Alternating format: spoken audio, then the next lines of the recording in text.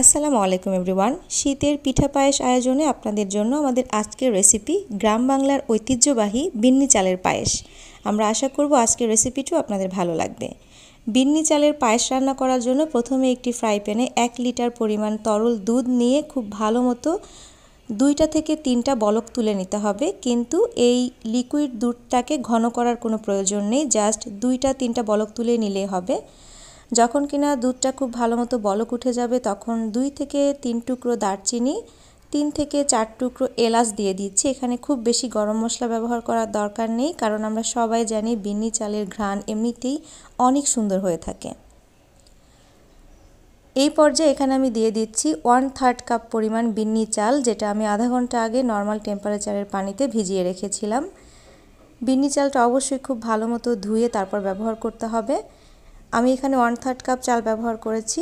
1 KG দুধের জন্য 1/3 cup চাল অ্যাপ্রোপ্রিয়েট একটা মাপ। এর চেয়ে বেশি দিলে আসলে পায়েসের টেস্ট পাওয়া যাবে না। খুব ভালো মতো নেড়েচেড়ে দিচ্ছি এবং চুলার হিট এই পর্যায়ে একদম মিডিয়াম টু লো করে দিতে হবে, কারণ বিন্নি চালটা সেদ্ধ হতে বেশ খানিকটা সময় লাগে। এই পর্যায়ে দিয়ে দিচ্ছি আধা চা চামচ পরিমাণ লবণ। অনেকে মিষ্টি খাবারে লবণ পছন্দ করেন না, তারা চাইলে লবণ টোটালি বাদ দিতেও পারেন, আবার চাইলে টেস্টে একটা ব্যালেন্স আনার জন্য আমার মতো লবণ ব্যবহার করতে পারেন। একটু সময় নিয়ে ধৈর্য সহকারে বিন্নি চালটাকে দুধের সাথে সেদ্ধ করে নিতে হবে।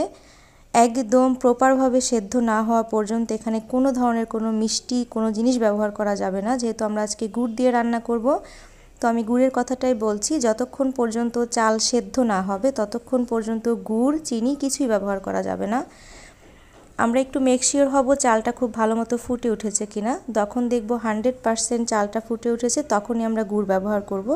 আর আমি এখানে খাঁটি খেজুরের গুড় ব্যবহার করছি 200 গ্রাম পরিমাণ। তবে চাইলে মিষ্টির পরিমাণটা কেউ বাড়িয়ে কমিয়ে দিতে পারেন, তবে আমার কাছে মনে হয়েছে 200 গ্রাম গুড় আমি এখানে অ্যাড করার পরে আমার কাছে টেস্ট খুব ভালো লেগেছে এবং মিষ্টির পরিমাণটাও ব্যালেন্স লেগেছে। আপনারা যদি অতিরিক্ত মিষ্টি খেতে পছন্দ করেন সেক্ষেত্রে গুড়ের পরিমাণটা বাড়িয়ে দিতে পারেন। তবে মিষ্টি যে কোনো খাবার অতিরিক্ত মিষ্টি হলে কিন্তু খেতে ভালো লাগে না। মিডিয়াম একটা মিষ্টি হলে মিষ্টি খাবারটা আসলে খেতে ভালো লাগে, রুচিতেও কুলায়। খুব ভালো মতো নেড়েচেড়ে গুড়টাকে মিশিয়ে দিচ্ছি। আর এই বিন্নি চালটা একটু স্টিকি টাইপের হয়ে থাকে, এর জন্য এই পায়েসটাকে খুব বেশি ঘন করে চুলা থেকে নামানো যাবে না। মোটামুটি ঘনত্বের যখন হয়ে আসবে এবং গুড় যখন খুব ভালো মতো পায়েসের সাথে মিশে যাবে তখন এই বিন্নি চালের পায়েসটাকে আমরা চুলা থেকে নামিয়ে নেব, কারণ এটা ঠান্ডা হওয়ার পরে বেশ খানিকটা ঘন হয়ে যাবে। মোটামুটি একটু ঘনত্বের যখন হবে ঠিক তখনই আমরা বিন্নি চালের পায়েসটাকে নামিয়ে নিচ্ছি।